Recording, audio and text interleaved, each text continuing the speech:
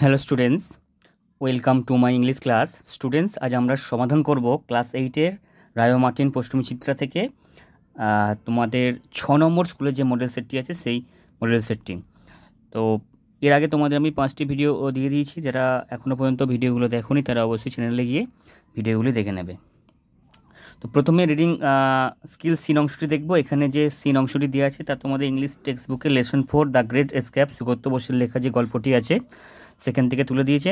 তো গল্পটি পড়ার আগে আমি দু এক কথা বলে দিতে চাই যে নেতাজি সুভাষচন্দ্র বসু INA যে তৈরি করেছিলেন ইন্ডিয়ান ন্যাশনাল আর্মি, তার জন্য তাকে গ্রেপ্তার করা হয়েছিল এবং পুলিশ তাকে তার নিজের বাড়িতেই কিন্তু গৃহবন্দী করে রেখেছিল, যেহেতু তিনি খুব অসুস্থ ছিলেন। তো এরকম একটি প্রেক্ষাপটে গল্পটি শুরু হচ্ছে। দেখো, দি police were keeping watch on Subhas's house. তো পুলিশ কিন্তু সুভাষের যে বাড়ি তার সেই বাড়ির ওপর কিন্তু লক্ষ্য রেখেছিল।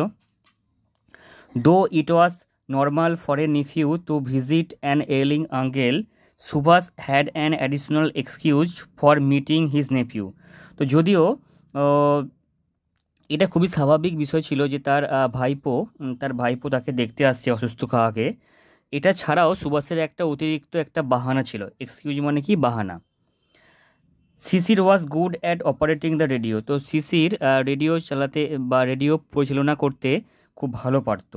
হি হেল্প সুভাষ, সে সাহায্য করেছিল সুভাষকে listen to foreign broadcast.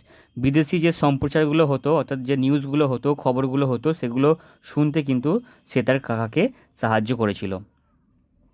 Subhash and Sisir discussed various means of escape. তো তারা পালিয়ে যাওয়ার জন্য বিভিন্ন রকমের উপায় নিয়ে আলোচনা করেছিল। ফাইনালি, অবশেষে they decided to drive out. তারা ঠিক করেছিল যে তারা গাড়ি চালিয়ে সেখান থেকে চলে যাবে। In the most natural fashion, সেই চিরাচরিত ধারায়। থ্রু দ্য মেন গেটের মধ্য দিয়ে। Shishir owned a German car call the Wanderer. তো শিশিরের একটি জার্মানি থেকে আনা একটি গাড়ি ছিল, যেটার নাম হচ্ছে যে Wanderer, which he and Subhas chose for their journey. যে গাড়িটাকে ঠিক করা হয়েছিল তাদের যাত্রার জন্য। অর্থাৎ সুভাষচন্দ্র বসু ইংরেজদের চোখে ফাঁকি দিয়ে কিন্তু বিদেশে পালিয়ে যেতে চেয়েছিল। তো এই জন্য তারা ওয়ান্ডারার নামে একটি গাড়িকে কিন্তু ঠিক করেছিল।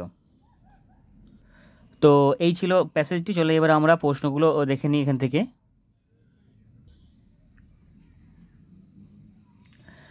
তো দেখো, এ দাগের কি বলেছে? এ দাগের বলছে write T for true and F for false statements in the given boxes, give suitable supporting statements for each answer. তো এখানে দুটি ট্রু ফলস তোমাদের করতে বলেছে। তো দেখো, এই দুটি ট্রু ফলস আমি তোমাদের সুবিধার জন্য এগুলো খাতায় তুলে নিয়েছি। চলো আমরা খাতা থেকে উত্তরগুলো দেখে নিই।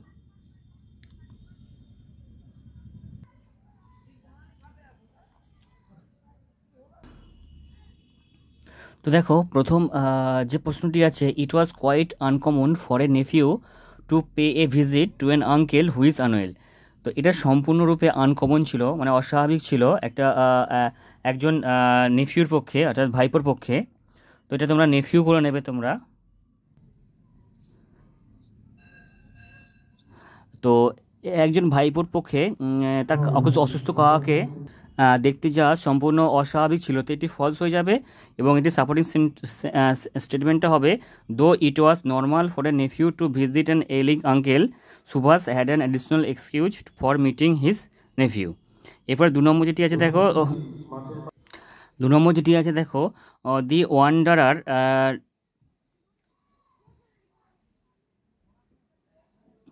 দি Wanderer was manufactured in Germany. তো ওয়ান্ডারার নামে যে গাড়িটি আছে সেটি হচ্ছে যে জার্মানিতে তৈরি করা হয়েছিল। তো এই বাক্যটি ট্রু হবে এবং সাপোর্টিং সেন্টেন্স হবে, Shishir owned a German car called the Wanderer. পরবর্তী দাগের প্রশ্নে আমরা চলে যাব। বিয়ের দাগে দেখো যে প্রশ্নটি আছে, একটিমাত্র প্রশ্ন দেওয়া আছে, complete the following sentence with information from the text. তো টেক্সট থেকে তথ্য নিয়ে পূরণ করতে হবে।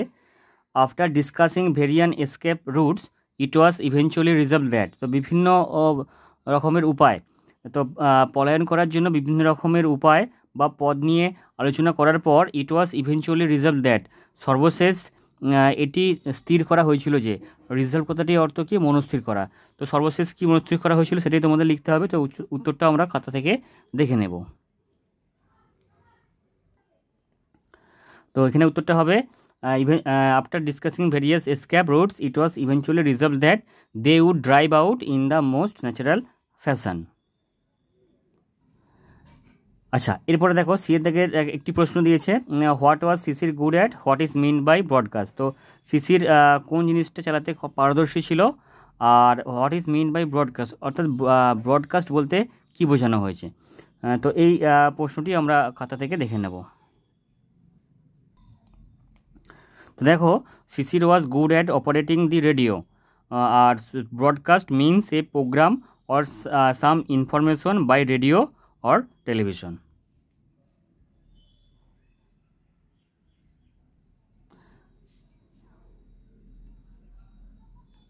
আচ্ছা, এবার আমরা গ্রামার এবং ভোকাবুলারি থেকে প্রশ্নের উত্তরগুলো দেখব। তো প্রথমেই কারেক্ট ফর্ম অফ ভার্ব অর্থাৎ সঠিক ক্রিয়ার রূপ দিয়ে পূরণ করতে বলেছে। দে ড্যাশ, তিনটে অপশন আছে, choose, has chosen, have chosen, mister Siddhartha as their leader. তো এটা হবে দে হ্যাভ চুজেন। আর 2 নম্বরটা উত্তর হবে he has been waiting for you for half an hour. এরপরে 3-এর দাগে দেখো আন্ডারলাইনে infinitive in the following sentence. তো নিচের বাক্যে ইনফিনিটিভে দাগ দিতে বলেছে। তো আমরা জানি যে ইনফিনিটিভ মানে টু প্রিপোজিশন এবং তার সঙ্গে ভার্বের প্রেজেন্ট ফর্ম। তো সেই জন্য দেখো প্রথম বাক্যটার উত্তর হবে টু রিজাইন, আর দ্বিতীয়টা হবে টু সাকসিড। 4-এর দাগে দেখো say whether the following sentence in future continuous or future perfect. তো এখানে কোনটা ফিউচার কন্টিনিউয়াস এবং কোনটা ফিউচার পারফেক্ট সেটা তোমাদের বলতে বলেছে। তো দেখো, in 3 years time I will have finish studying medicine. তো আই উইল হ্যাভ, তো এখানে যেহেতু আই উইল হ্যাভ দেওয়া রয়েছে তো এটা ফিউচার,